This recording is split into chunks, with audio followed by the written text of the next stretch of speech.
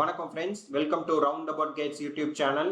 ஒவ்வொரு வாரம் ஒவ்வொரு கோவிலை பத்தி நம்ம பார்த்துட்டு வரோம் இல்லையா? இந்த வாரம் நம்ம பார்க்க போற திருக்கோவில் திரு ஆவினன்குடி முருகன் திருக்கோவில். இந்த கோவிலை பத்தி டீட்டெயிலா இந்த வீடியோல தெரிஞ்சுக்கலாமா? அதிசயம் அநேகமுற்ற பழனிமலை என்று சிறப்பிக்கிறார் அருணகிரிநாதர். இவர் பழனி திருத்தலம் பற்றி திருப்புகளில் 90 பாடல்களுக்கு மேல் பாடியுள்ளார். அவற்றில் பழனியை ஆவினன்குடி என்றே குறிப்பிடுகிறார். மேலும் அவர் பழனி முருகனை ஞானமூர்த்தி, ஞானநாதா, ஞான சொரூபன் என்றெல்லாம் அழைத்து மகிழ்கிறார்.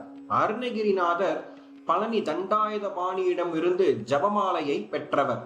இந்த ஜபமாலை தந்த சத்குருநாதா திரு ஆவினன்குடி பெருமாளே என்று திருப்புகழ் சொற்றொடரில் இருந்து அறியலாம். அடிவாரக் கோவிலில் உள்ள முருகப் பெருமானை நக்கீரர் பாடியுள்ளார். இங்கு மயில் மீது அமர்ந்து காட்சி தருகிறார் முருகன். இதனை ஆதிக்கோவில் என்கிறார்கள்.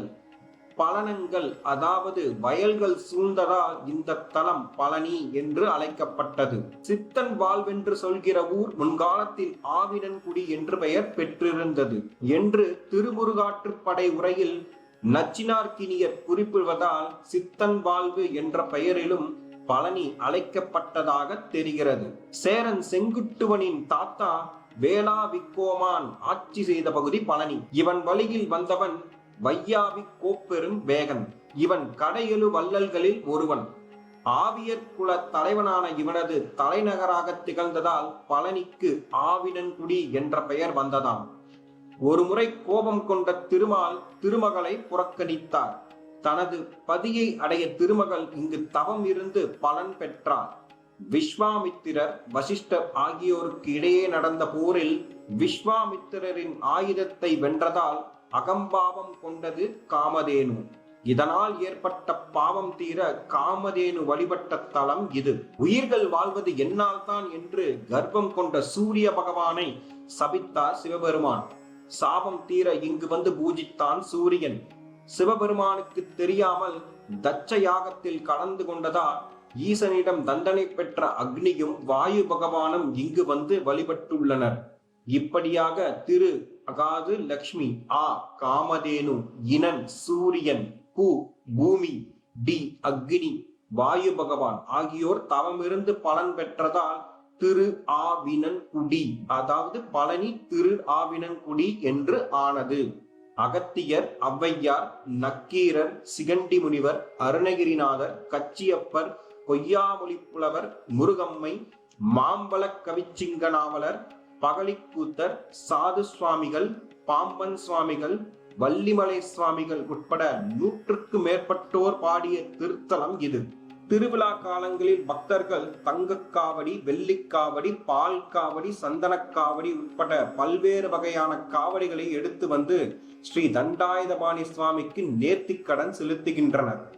கிபி 7ஆம் நூற்றாண்டில் பிரதான கோவிலை சேர மன்னன் சேரமான் பெருமாள் கட்டியதுடன் தினசரி பூஜை மற்றும் விழாக்கள் கொண்டாட மானியங்களும் அளித்துள்ளார். முருகன் சன்னதி தெற்கு சுவரின் வெளிப்புறம் குதிரை மீது கம்பீரமாக காட்சியளிக்கும் சேரமானின் சிற்பம் இடம்பெற்றுள்ளது. இதன் தென்கிழக்கில் போகர் சன்னதி உள்ளது.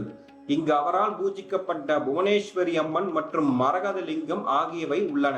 இங்குள்ள சுரங்கப்பாதை ஸ்ரீ தண்டாயுதபாணியின் திருவடி வரை செல்கிறது என்றும் போகர் இறுதியாக இதில் நுழைந்து தண்டாயுதபாணியின் திருவடியில் ஐக்கியமானார் என்றும் கூறப்படுகிறது. இங்குள்ள மற்றொரு சிறப்பு பிரம்மன் விக்கிரகம்.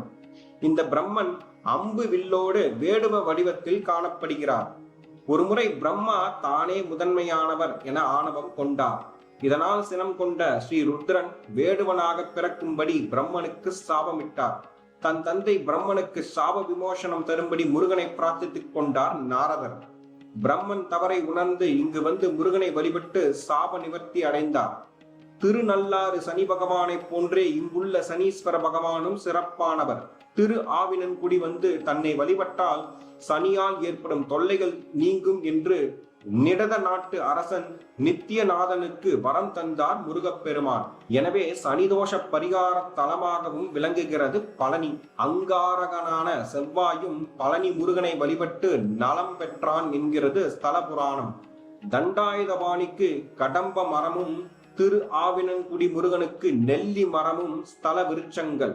மலைக்கோவில் கருவறையில் வலக்கையில் தண்டாயுதம் ஏந்தி இடக்கையை இடையில் அமர்த்தி ஞான தண்டாயுத பாணியாக மேற்கு நோக்கி கோவண கோலத்தில் காட்சி தருகிறார் முருகன். ஸ்கந்த வடிவமான இது போகர் என்னும் சித்தரால் நவபாஷணத்தால் உருவாக்கப்பட்டது. மீண்டும் ஒரு நல்ல பதிவில் உங்களை சந்திக்கிறேன். இந்த வீடியோ உங்களுக்கு பிடித்திருந்தால் லைக், ஷேர், சப்ஸ்கிரைப், கமெண்ட் செக்ஷனில் கமெண்ட் செய்யவும். நன்றி, வணக்கம்.